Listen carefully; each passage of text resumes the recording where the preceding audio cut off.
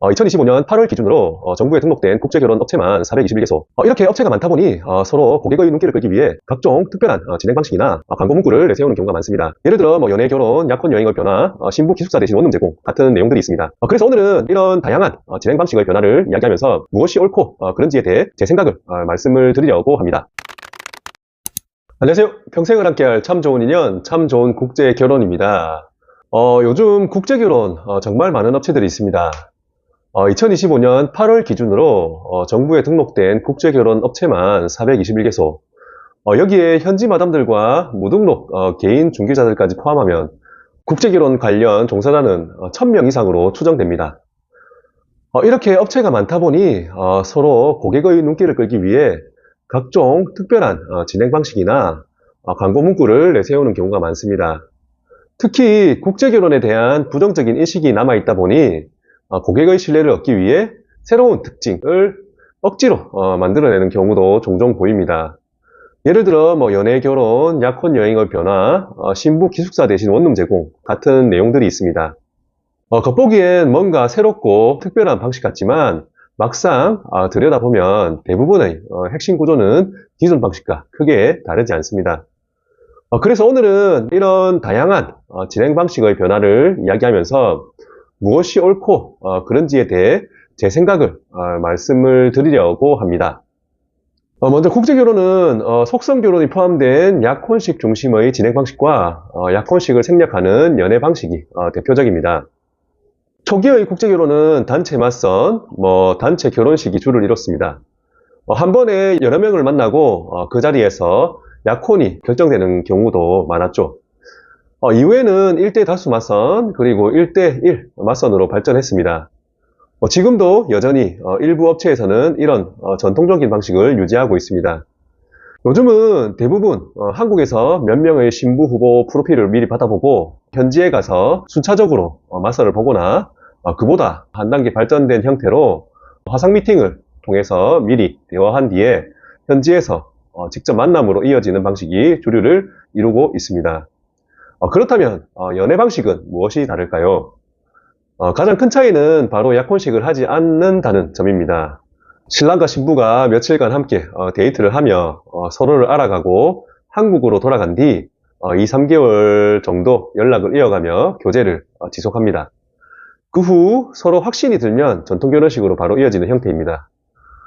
신랑 입장에서는 약혼식이 없으니 부담이 덜하고 직접 신부를 만나 대화하며 파악할 수 있다는 점에서 장점이 있습니다. 또 만났을 때 잘 맞지 않는다고 판단되면 결혼을 미룰 수 있는 유난도 있죠. 하지만 여기서 한 가지 꼭 짚고 넘어가야 할 부분이 있습니다. 진행 방식보다 더 중요한 건 바로 충분한 교감이 있었는가입니다. 사전에 충분한 교감이 이루어졌다면 약혼식 여부와 관계없이 결혼을 미루는 경우는 거의 없습니다. 저희 경험상 사전 교감이 잘 형성된 커플은 20상 중에 단 한 상, 즉 한 0.5% 확률로 결혼을 취소했습니다. 반대로 교감 없이 현지에서 처음 만나 결정을 내린 경우는 성공 확률이 떨어지고 실패 시 재추진 비용과 시간이 두 배로 듭니다. 즉 성혼의 핵심은 진행 방식이 아니라 교감의 깊이에 달려 있습니다. 그렇다면 교감이 잘 이루어졌는지는 어떻게 알 수 있을까요? 신랑님의 의견이 충분히 반영된 매칭이었는지, 화상 미팅을 통해 서로 충분히 대화를 나눴는지, 연락이 개통된 뒤에 즐겁고 자연스러운 소통이 이어졌는지, 이런 과정을 통해 서로의 마음이 통했다면 현지에서 직접 만나 조금 부족한 부분이 보이더라도 내가 이 사람을 보듬어 줘야겠다는 마음이 생기게 됩니다. 이게 바로 진짜 교감이라고 생각합니다. 다음으로 요즘 자주 언급되는 신부의 기숙사와 어학당에 대해 말씀드리겠습니다.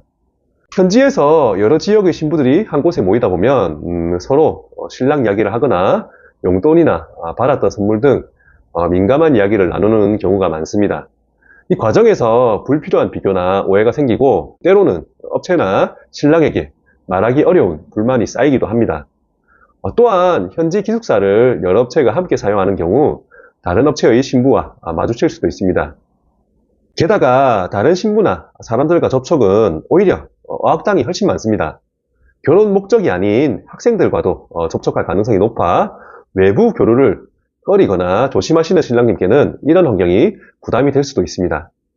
그래서 최근에는 이런 문제를 피하기 위해서 기숙사 대신 원룸을 제공하여 프라이버시 중심의 진행을 내세우는 업체들도 있습니다. 하지만 원룸이라고 해서 외부 접촉이나 어학당 내 교류가 완전히 차단되는 건 아닙니다.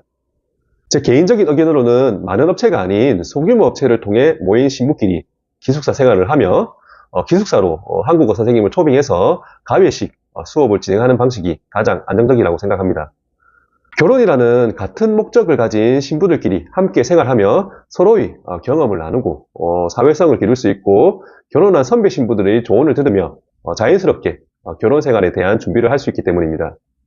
참 좋은에서도 한국어 선생님이 주기적으로 기숙사로 방문해서 소규모 가외식 수업을 진행하고 있습니다. 이런 맞춤형 학습 환경 덕분에 어학당에서 발생할 수 있는 불필요한 교류 없이 더 집중력 있는 교육과 안정적인 관리가 가능합니다. 오늘 말씀드린 내용은 저희 개인적인 경험과 시각을 담은 것입니다. 업체마다 그리고 신랑님 상황마다 맞는 방식은 다를 수 있습니다. 하지만 어떤 방식을 선택하시든 결혼의 성공을 결정짓는 건 방식이 아니라 신부님과의 교감이라는 점을 꼭 기억해 주셨으면 좋겠습니다. 오늘 영상이 국제결혼을 고민하시는 분들께 조금이나마 도움이 되었기를 바랍니다. 구독과 좋아요, 알림 설정 부탁드리고요. 상담이 필요하신 분들은 고정 댓글의 링크나 연락처를 통해서 문의해 주세요. 끝까지 시청해 주셔서 감사합니다.